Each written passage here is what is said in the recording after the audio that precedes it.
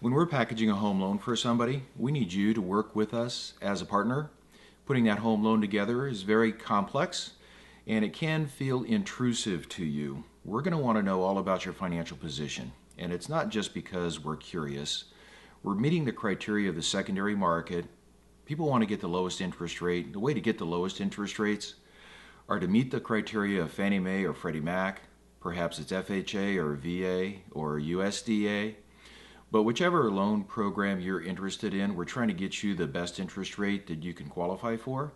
And in order to do so, we need to meet the criteria that has been established by professionals in the secondary market who pass this information down on to loan underwriters, who are the decision makers in a mortgage company or a bank, to determine whether you meet that criteria. And a loan underwriter is going to be looking for the specific things that those guidelines call for.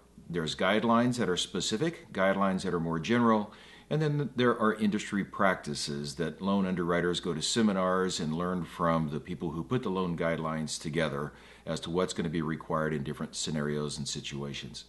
So please work with us, help us package a home loan for you. And as we're asking for documentation, know that if you don't provide us the documentation that we're looking for, we're fine proceeding and putting your loan package together and submitting to loan underwriting, but there's a high probability that a loan underwriter is going to recognize that we missed that item, and then they're going to request it, and it's going to come late in your transaction. And in looking at the documentation early, we can recognize things that a loan underwriter would look at as a potential problem.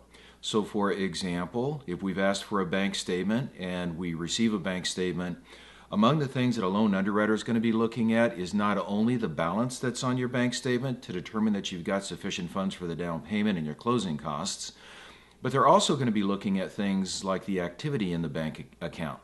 So if there's been a deposit that doesn't match up to your normal paycheck, they're going to want to know the source of that deposit. Where did it come from? Cash is an unacceptable source of down payment and closing cost money. So answering the question with where did that $5,000 deposit come from? Oh, that was cash that I had in my safe. That's an unacceptable source. So that would represent a problem for a loan underwriter.